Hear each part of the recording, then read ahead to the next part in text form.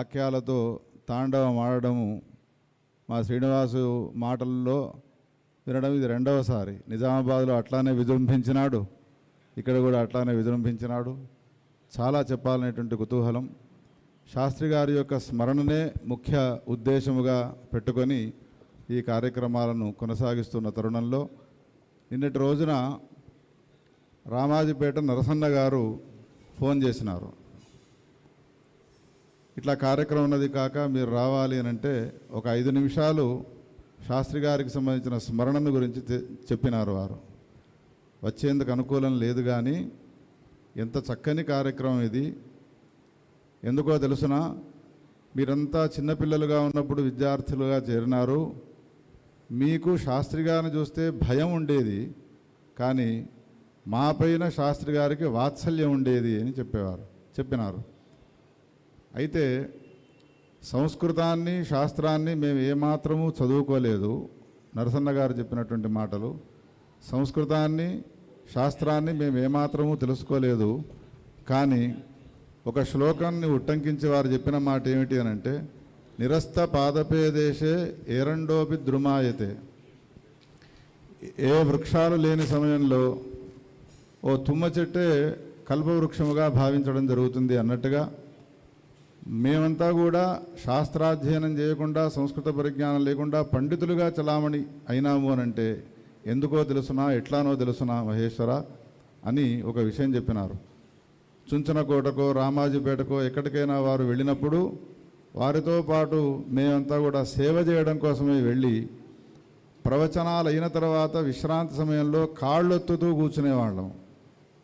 శాస్త్రి గారికి మెల్లమెల్లగా నేను తమలపాకు తినడం అలవాటు చేసినాను. వారికి ఏ అలవాటు లేవు, కానీ ఏమో బావా తమలపాకు ఇవ్వు అనగానే తమలపాకు ఇచ్చి ఆ తమలపాకును నములుతూ విశ్రాంతి తీసుకుంటున్న సమయంలో కాళ్ళొత్తుతూ ఉండగా మేము రామాయణంలో చెప్పిన కథల్లో కానీ మా నిత్య జీవనంలో సంబంధించినటువంటి విషయాలు కానీ ఆ సందర్భంలో ప్రశ్నలుగా అడిగితే చెప్పిన సమాధానాలను విని మేము పండితులుగా చలామణి అవుతున్నాము అని చెప్పినారు.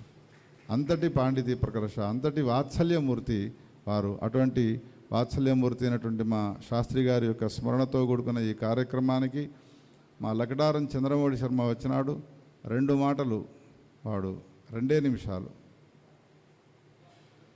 అయితే ఒక విచిత్రం ఏమిటి అని అంటే 3-4 బ్యాచులు ఆ శివంపేట నుండి బయటికి వెళ్ళినాయి. మొదటి బ్యాచ్లో వాళ్ళు మా నరసింహమూర్తి, తర్వాత మన పాండురంగ శర్మ, సత్యనారాయణ శర్మ, ఇవాళ వచ్చిన పురుషోత్తమ, ధారూరు పురుషోత్తమ అన్న, వీళ్ళంతా కూడా.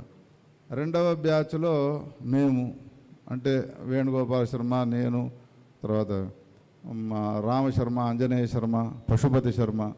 3వ బ్యాచ్లో 2 శ్రీనివాసులు, హరిశంకర శర్మ, మణిశంకరు మొదలైనటువంటి. తర్వాత వచ్చిన బ్యాచ్లో దేవి ప్రసాదు, లకడారం చంద్రమౌళి, చంద్రశేఖరుడు మొదలైనటువంటి వాళ్ళు.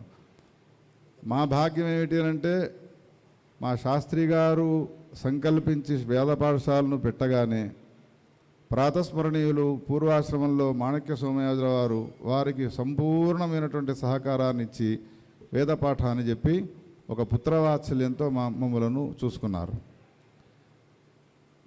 అయితే ఈ 3వ తంతె దాటి 4వ తరంలోని విద్యార్థులు ఎవరైతే ఉన్నారో వాళ్ళెవరూ కూడా శాస్త్రి గారిని చూడలేదు.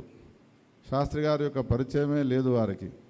కానీ శాస్త్రి గారి యొక్క ఆశయాలు, ఉద్దేశాలతో నడుపుతున్నటువంటి పాఠశాలలో ఉండి శాస్త్రి గారి యొక్క విషయాలను బాగా అలవరుచుకున్నటువంటి వారు కాబట్టి ఒక 2 నిమిషాలు శాస్త్రి గారిని గురించి మా చంద్రమౌళి విడిచిపెట్టే ప్రసక్తి లేదు. 2 నిమిషాలు. మళ్ళా వచ్చారు చంద్రమౌళి శర్మ. ఎక్కడ చూసినా శ్రోతగానే కూర్చుంటున్నాడు. మా కరీంనగర్లో వక్తగా మారుతాను అన్నాడు కాబట్టి 2 మాటలు